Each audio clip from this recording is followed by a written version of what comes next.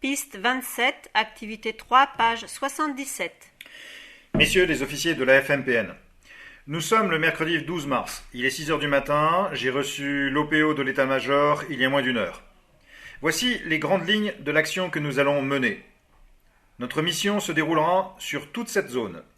Comme vous pouvez le constater, il s'agit d'une bande de terrain qui mesure environ 4 km de large sur 40 km de long.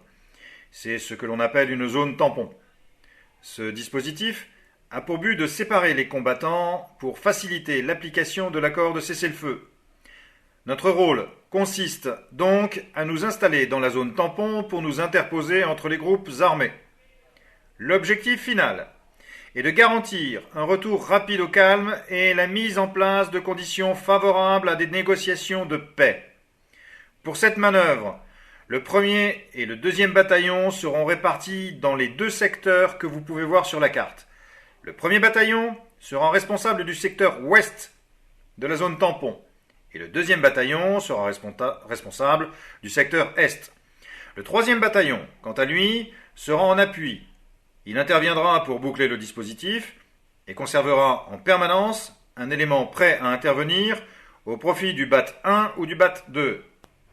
Le PC de la force sera ici, au centre du dispositif. Bien, voici maintenant un résumé des opérations que nous allons mener. Nous allons agir en 2 temps. Temps 1. Avant ce soir, 18 h, contrôlez tous les déplacements sur les 4 routes qui traversent la zone.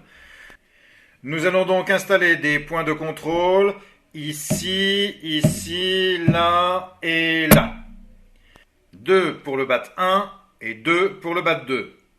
Aucune personne armée n'est autorisée à traverser la zone tampon. Ceci veut dire qu'il faut contrôler tout le monde, les hommes, les femmes, les enfants et tous les véhicules, les bus, les voitures, mais aussi les charrettes. Temps 2. À partir de demain matin, 5 h, assurer l'étanchéité de la zone tampon avec des patrouilles pour interdire tout risque de contournement des points de contrôle. Le BAT 3 sera chargé de cette mission. Il faut prévoir des patrouilles en véhicules blindés sur ces 3 routes et des patrouilles à pied entre ces 5 villages pour éviter tout franchissement par des combattants armés. Il faut profiter de ces patrouilles pour entrer en contact avec la population et obtenir des renseignements. Il y a sans doute des caches d'armes et des personnes qui sont connues pour leurs activités suspectes et nous devons les trouver rapidement.